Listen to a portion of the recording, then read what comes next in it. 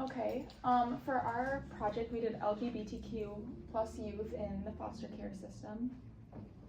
I'm Brett. My name's Lacey. I'm Lauren. I'm Vanessa. Okay, kind of our introduction. LGBTQ plus youth are dramatically overrepresented in our foster care system. It's not just about abuse or neglect. Many enter the system because of family rejection, discrimination, or challenges related to their sexual orientation or identity. This raises the questions about how the support system supports or fails these youth. A little bit of background about the foster homes. They focus a lot on physical safety, but rarely enforce requirements around cultural or identity-based safety. What's missing is a consistent standard for psychological safety, which is just as vital as food and shelter. We need to start viewing identity affirmation as the basic component of care. About 15% of foster parents are called to foster for religious reasons, which may or may not align with inclusive care. Faith-based values can sometimes lead to environments where LGBTQ youth are expected to suppress or deny who they are.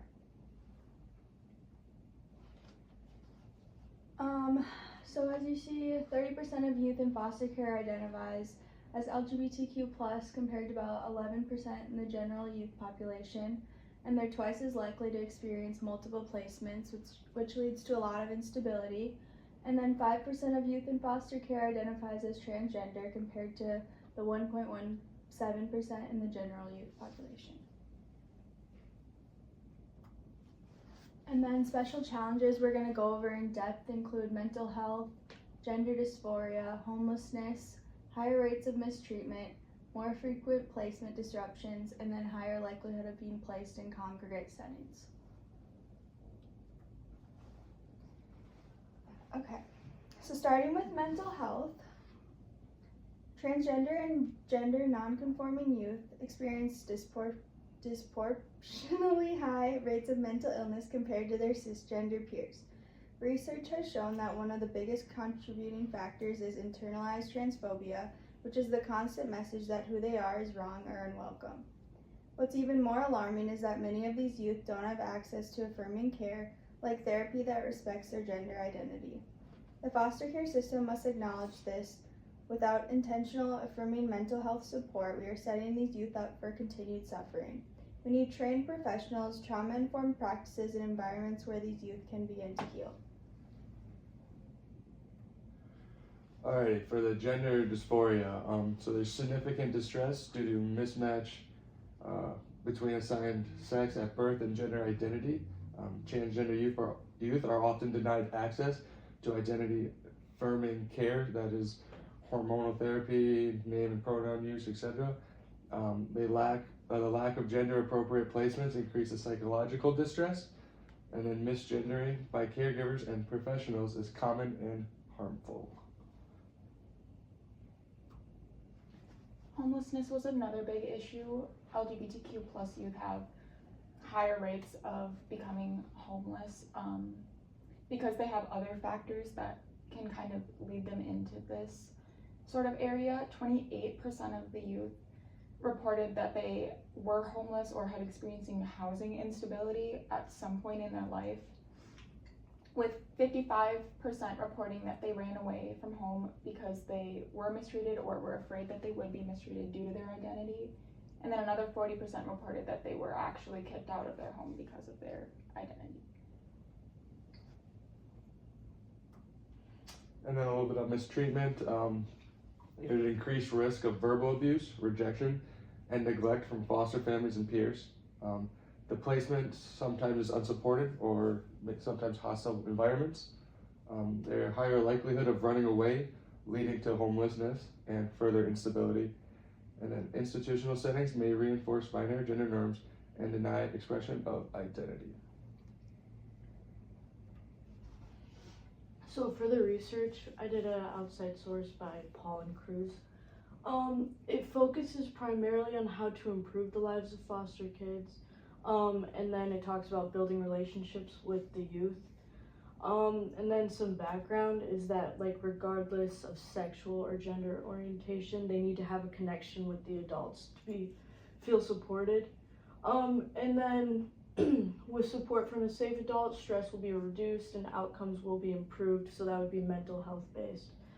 And methodology, the present study includes 21 LGBTQ foster youth, all aged from 17 to 21 who are in the system. So for more of the methodology, they did a face-to-face interview. It was 80 minutes for each, and then they also created an eco map. This facilitated dialogue about the youth support network, and they would like draw lines to like all the workers, and then like they would cut off the line if they didn't feel connected to them. And all this data was collected over a 5-month period. They were instructed to put their names in the middle, and then the surrounding squares, and it determined the strength of their relationships. And then some of the questions they would ask would be, what kind of things, if any, made it easier to start a relationship with this person, to get an estimate of how they felt about these people. So some of the examples of quotes for like each category were very supportive. So people would say they've always been supportive of me about everything. That would be like gender affirming care, how they feel about their sexual orientation. Some felt somewhat supportive, so they felt like they kept being they had to keep being corrected, but they eventually got the hang of it. And then not at all supportive, so they avoided relationship building, sometimes just because they felt it wouldn't last anyways. And some facilitators of this bond would be empathy, kindness, respect, affirmation of their sexual or gender identity, willingness to learn, shared experiences.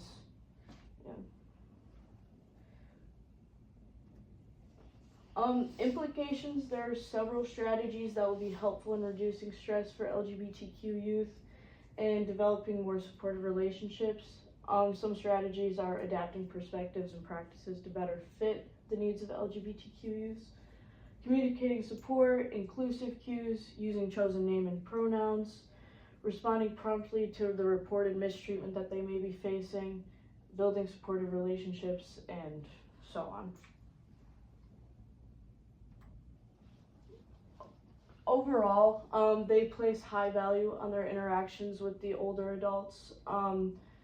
The child workers need to have like knowledge and skills to engage in the affirming care and be able to support them, because the children are able to differentiate quickly who they can't trust and who they can trust, and more of an effort needs to be made to help LGBTQ youth feel safe and protected. The limitations of this study were that it only focused on the youth's perspective compared to the worker's perspective. Some identities were not disclosed from participants out of fear within the system, and findings may not generalize to all youth.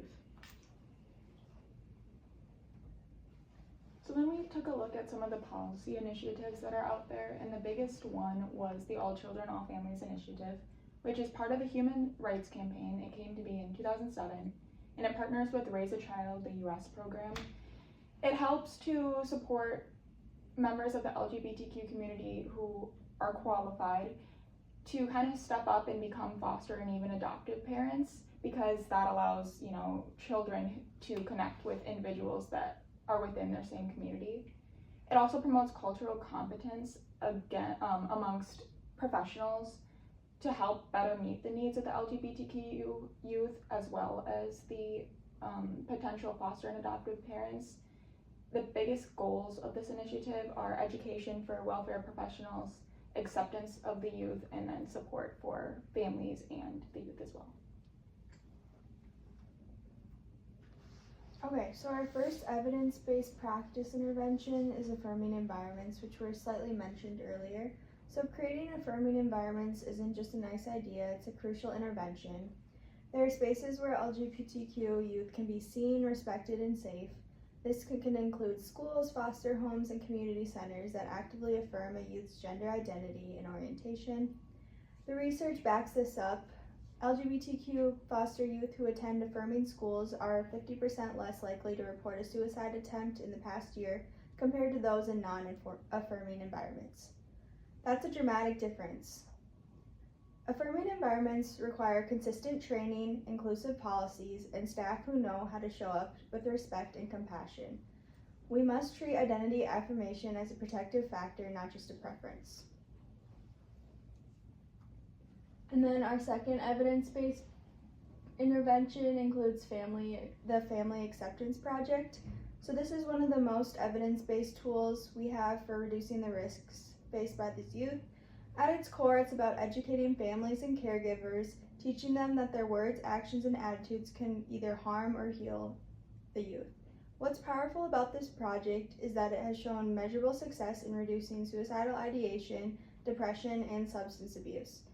By simply increasing parental support, even in small ways, families can make a profound difference in their child's mental and emotional health.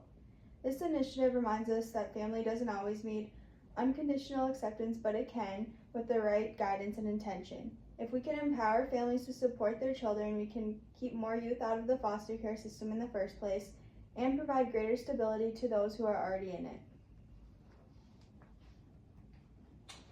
So now I'm going to talk about like a social worker role within this issue. They provide trauma-informed and identity-affirming counseling. They advocate for safe, inclusive, and stable placements of the LGBTQ. They educate foster families on LGBTQ issues and the best practices. They connect youth with community resources and peer support. They monitor for discrimination, bullying, and rejection. And they help youth develop a positive sense of identity and belonging. And then just more on interprofessional team support. They collaborate with therapists, educators, medical providers, and case managers. They ensure consistent and coordinated care across all systems. They address physical and mental health needs through specialized providers. They provide access to gender-affirming care in safe spaces. They share information and training on culturally responsive practices, and then they develop and monitor individualized services and educational plans. Oh, here's the fact sheet. Most of these statistics are pulled from the Trevor Project or just other random outside sources, but all the statistics lined up. It has an overview of mental health. Usually their experiences can lead to depression, drug use issues, and PTSD and other risks. Some recommendations, which we did talk about, they should be sure that employees are effectively trained to support the LGBTQ youth, educating caregivers to be able to meet the needs of them, and providing access to therapy, healthcare, and other affirming care. Overall, just supporting the youth, building bonds with them, and understanding where they're coming from is the most important thing we can do for them.